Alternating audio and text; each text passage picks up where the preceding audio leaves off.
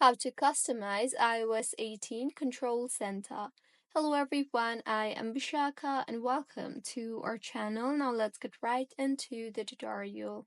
Firstly, go ahead and swipe down from the top right of your screen and you will be led to the Control Center. Hold on the Control Center and you will see the Add a Control option. Tap on that and further go ahead and add controls to your Control Center. You can also tap on the search bar and search for the specific control you are looking forward to.